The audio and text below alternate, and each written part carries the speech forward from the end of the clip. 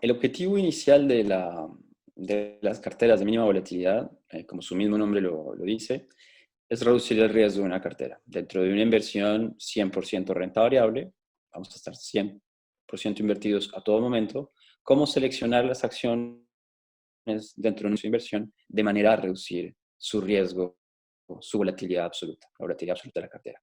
Ahora, ver este tipo de carteras únicamente desde ese punto de vista eh, muy cuantitativo, vamos a llamarlo, desde mi punto de vista es reductor, porque se deja de lado, no se comprende inmediatamente cuál es el comportamiento de estas carteras. A lo que voy es que cuando estás reduciendo el riesgo dentro de un universo de inversión, no te vas a concentrar únicamente en las acciones de poco riesgo. Muchas veces la cartera que reduce de mayor manera el riesgo no es una cartera que va a estar muy concentrada en las acciones de poco riesgo. Porque para poder hacer eso, para poder reducir el riesgo, tienes que hacerlo desde distintos puntos de vista, tienes que utilizar distintos parámetros. Claro, ciertamente un parámetro importante va a ser la volatilidad de las acciones, pero hay otro parámetro que es igual de importante, que es la correlación entre las acciones. De tal manera, si identificas dentro de tu universo de inversión acciones que tengan comportamientos distintos en función de las fases del mercado a otras acciones, va a ser bien interesante combinarlas. Porque al tú combinar dos acciones con correlaciones más bajas que el promedio, puedes reducir de manera importante la volatilidad de la cartera. De esta manera, las carteras de mínima volatilidad tienen dos comportamientos que son interesantes. Reducir a largo plazo la volatilidad de la cartera total global, pero también ofrecer niveles de diversificación que usualmente son atractivos para el inversionista.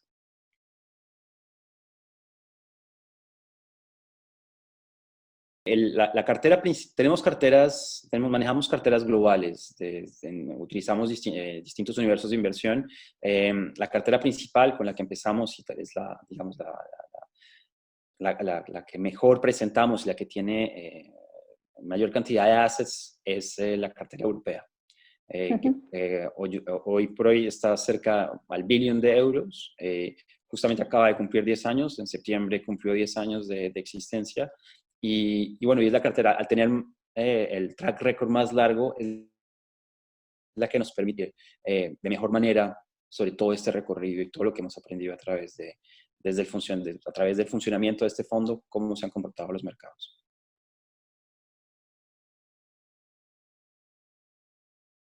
Si hacemos un resumen, o tratamos de hacer un resumen de lo que ha sido en los últimos 10 años en el mercado, yo haría un desglose, tal vez, fase desde 2010 hasta el 2012, que es una fase donde los mercados aumentan, apoyados, claro, por toda esta intervención monetaria desde que sale a raíz de la crisis del 2008. Luego un cambio importante a partir del 2012, que es el famoso año en que finalmente, en particular en Europa, hay un cambio monetario muy importante con Draghi, que toma finalmente la dimensión del problema. Llevamos hasta 2016, donde hay una transición muy importante en el mercado, a través inicialmente en el verano con el Brexit, luego la elección de Trump en Estados Unidos, donde empieza un intento de fase de reflación, es decir, las tasas empiezan a aumentar, donde hay un cambio brutal porque veníamos de 7, 8 años donde todo el mercado giraba en torno a un gran riesgo deflacionista y hay un cambio muy veloz que se da justamente en este último periodo, 2016, donde el mercado de girar hacia un comportamiento inflacionista, de alza de tasas, de algunas estrategias value, por ejemplo, funcionan bien entonces en este pequeño periodo. Luego llega 2018, donde de nuevo, especialmente en el último trimestre de 2018, hay un cambio donde se acumulan muchos eventos negativos para el mercado. Empezamos a hablar claramente de el conflicto entre Estados Unidos y China. Empezamos a ver tal vez una desaparición progresiva de los bancos centrales en el mercado de liquidez, en el mercado de liquidez en el mundo. Y esto hace que progresivamente todos estos eventos pesen sobre el mercado y hay un cambio de nuevo acelerado hacia una dinámica deflacionista. Y los últimos 3 años, 2018, 2019, 2020, esta tendencia se ha acumulado y hemos llegado a niveles extremos desde distintos puntos de vista. De alguna manera, manera, si yo trato de, de encontrar un elemento común a todas estas fases, hay por lo menos dos. El primero, y tiene que ver con algo que para mí es un elemento, un eje central en los mercados, es que el riesgo, si bien hemos tenido la impresión que la volatilidad, a comparación de como la vimos en el 2008, 2009, cayó fuertemente, durante varias fases cayó fuertemente, el riesgo como tal no desapareció. Y algo que a mí es de nuevo, es un tema central en los mercados, es que el riesgo no desaparece, el riesgo se difumina, aparece en otros sitios, transforma. Ujú. Lo que hemos visto es que ciertamente la volatilidad puntualmente ha bajado, pero los cambios en volatilidad cada vez son más, las transiciones cada vez son más importantes. Hablamos de correlaciones al principio y lo mismo ocurrió con las correlaciones. Las correlaciones durante muchos periodos, desde 2010 a 2020, 2010, entre 2010 y 2020, se mantuvieron en niveles muy, muy altos, lo cual mostraba un nivel de estrés en el mercado realmente elevado. Y otro tema que manejamos nosotros también mucho a la hora de manejar la volatilidad y el riesgo del mercado es la liquidez. Y de la misma manera, la liquidez en las acciones, si bien muestran durante fases normales niveles elevados, es decir, de suficiente liquidez, en las fases de estrés sabemos que esta liquidez tiende a desaparecer. De tal manera, lo que hemos visto es una transición, ¿cómo te diría? Se ha desplazado al inversionista progresivamente a zonas de mayor riesgo. Y esto hace entonces que las transiciones cada vez sean más importantes y más veloces. A la hora de interpretar y manejar todo esto entre nuestras carteras, claramente hay una tendencia desde que se lanza el fondo en el 2010 a incluir mayor datos, mayor cantidad de datos, utilizar otro tipo de Ujú. información, otros parámetros para captar realmente dónde está la incertidumbre, cuál es el peligro, qué es lo que tal vez no está bien anticipado por el mercado. Y es una tendencia que no ha cambiado. Tal vez la mejor manera de resumir esto es parte de mi manera más personal de ver los mercados, siempre alrededor de esta incertidumbre. Y Ujú. muchas veces, discutiendo con clientes, puede ser no sé, una característica eh, que pueda sonar contradictoria, porque a la hora de tú invertir en los mercados requieres una cierta, no sé, capacidad de ser optimista frente a tus proyecciones, de considerar que vas a tener razón en tus proyecciones. Ujú. Mi pilar está en otro lugar, mi pilar gira en torno alrededor de, sé que la incertidumbre siempre va a estar ahí. Y entonces eso es lo que nos obliga a constantemente reevaluar nuestros modelos, a saber que seguramente estamos olvidando algo, que la gente, tenemos esta tendencia a creer que tenemos razón, a que Ujú. es poco probable que nos equivoquemos, a subvalorar el riesgo. Entonces nuestro modelo de inversión desde su ADN más básico parte de una observación que es muy distinta a la de todos los demás. Es decir, que siempre hay un peligro de equivocarnos. Entonces, tratemos de evaluar de todos, utilizando la mayor cantidad de información, cada vez es más disponible, cómo evitar justamente estos errores futuros, cómo diversificarse más, cómo buscar el riesgo donde se puede estimar de mejor manera. Entonces, estos cambios han sido bastantes y claramente 2020 nos está enseñando que hay otros elementos que hay que tener en consideración y esperamos poderlo empezar a utilizar y hacer.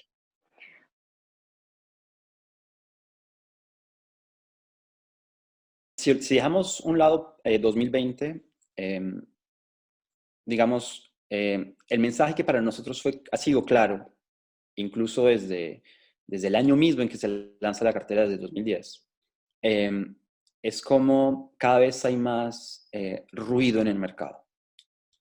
Nosotros trabajamos mucho con lo que son modelos cuantitativos y uno eh, de los elementos en común que tienen todos estos elementos, estos fondos cuantitativos, es lo que se denomina tratar de separar en los mercados lo que es información y lo que es sencillamente ruido. Ujú. Y extraer lo poco de información que nos da el mercado para posicionar bien las carteras. Lo que hemos visto en los últimos años es que el ruido ha aumentado y cada vez más complejo extraer este poco de información que realmente hay. Se puede debatir alrededor de cuál es la razón. Eh, Claramente hay un efecto banco central, hay un efecto liquidez. A medida que la liquidez, pues hay que ver lo que se hizo este año en 2020, pero a medida que la liquidez es mucho más, es omnipresente en el mercado, es difícil saber si los activos están respondiendo a niveles de liquidez sencillamente o realmente hay un efecto oferta-demanda que está afectando los precios. Eso es complejo hoy por hoy. Pero también hay otros elementos exógenos que han intervenido. El aumento de las estrategias pasivas, por ejemplo, frente a las estrategias activas. El hecho que hoy sean cada vez más máquinas las que transen en el mercado. Estos dos elementos hacen que a corto plazo lo que nosotros llamamos estrategias de arbitraje, los que llevan usualmente los precios a sus fundamentales, han tenido tendencia a desaparecer. Entonces, toda esta problemática que existe alrededor de la extracción de la información ha hecho que modifiquemos progresivamente nuestros modelos buscando elementos donde consideramos la información se encuentra. Entonces, ha habido, la manera más sencilla ha sido, bueno, sencilla, lo que más se entiende es tratar de, nos ha obligado a concentrarnos mucho más en el corto plazo, por ejemplo, porque sabemos que toda la información que tenías en los años anteriores, desafortunadamente ya no tienen tanto peso dado las circunstancias. Entonces pero a medida que tú trabajas más en corto plazo, requieres más información para poder trabajar, tener modelos estables. Entonces hemos ido a buscar información en bases de datos que anteriormente no trabajábamos. Ese es un cambio importante. Ahora, ya proyectándonos más a lo que puede llegar a ser 2021, incluso el diseño que se nos viene, es mi convicción, creo que así como tal vez vamos a recordar 2010 o los 10 años entre 2010 y 2020 como esta fase de gran intervención monetaria, es muy probable que a partir de ahora los años siguientes den paso a una gran intervención fiscal, a grandes intervenciones fiscales, a una politización un poco más de los mercados, a tratar de determinar trayectorias un poco menos libres para los mercados. Esto quiere decir que tenemos nosotros también que enfocarnos entonces en capturar esas trayectorias. Hoy por hoy hay muchos elementos que empiezan a ser fundamentales a la hora de analizar el riesgo, como puede ser, por ejemplo, la inversión sostenible, todo lo que es los temas ESG, que hasta hace un par de años, si bien existían, no tenían una imprenta importante en los mercados. Entonces, tenemos que empezar a incluir esto para analizar el riesgo. Hay un tema hoy crucial que es todo lo que tiene que ver cuando valorizas las acciones hoy por hoy, 90% su valoración depende de lo que denominamos intangibles, es decir, ya no es el tamaño de tu empresa, ya no es los activos que tienes, ahora es todo lo que es la marca, lo que es el goodwill, lo que son todas estas estimaciones mucho más volátiles que hasta ahora han funcionado porque las tasas son muy bajas, porque te permite valorizar muy alto lo que son rendimientos futuros, pero claramente si las tasas consideramos pueden llegar a mantenerse mucho tiempo a niveles tan bajos, necesitamos modelos que puedan diferenciar entre la valoración de lo que es tangible y lo que es intangible. Esto tiene para nosotros también mucha importancia porque quiere decir que el analizar el riesgo de una cartera, de una acción, de una empresa, depende justamente de esta diferenciación, que hoy claramente es evidente entre lo que es tangible y lo que es intangible.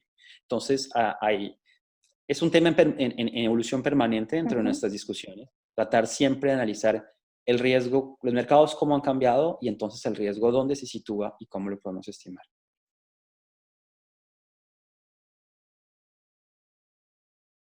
Tal vez retomo creo que hay dos puntos importantes ahí. Retomo un punto que abordaba hace un momento y es toda esta transición que se ha hecho en los últimos 10 años donde las tasas cada vez son más bajas. Desde mi punto de vista, tal vez un corolario que no ha sido muy positivo de todo este recorrido ha sido posicionar cada vez más a los inversionistas en niveles de riesgo superiores. ¿Por qué? Porque giramos en un mundo que requiere, de alguna manera, ciertos niveles de rentabilidad que son elevados. Hablábamos hace 15 años para los fondos de pensiones, por decir algo, donde se requería 7-8% de rentabilidad, niveles de riesgo relativamente bajos, 7-8. Hoy por hoy, los niveles de rentabilidad buscados por los inversionistas en el mundo no han disminuido. Cuando tenemos discusiones nosotros con inversionistas en varias partes del mundo y el objetivo de rentabilidad se ha mantenido en niveles similares al 7-8%, aun cuando las tasas no han parado de caer. Esto genera entonces una discrepancia importante porque la manera para los inversionistas poder llegar a estos niveles de rentabilidad los obliga entonces a desviarse en los niveles de riesgo que están dispuestos a tomar. Así como hace 10, 15 años, para obtener este 7%, requerías un 7% de volatilidad, hoy tal vez requieres 15, 16, incluso 20% de volatilidad. Esto genera una presión entonces en los bancos centrales, en última instancia los bancos centrales, porque el nivel de concentración y el nivel de riesgo inherente en las posiciones en el mercado cada vez son más elevadas. Y genera entonces una presión última en el mercado de renta variable, porque ha habido mucho capital que viene en el mercado de renta variable, pero de manera muy concentrada.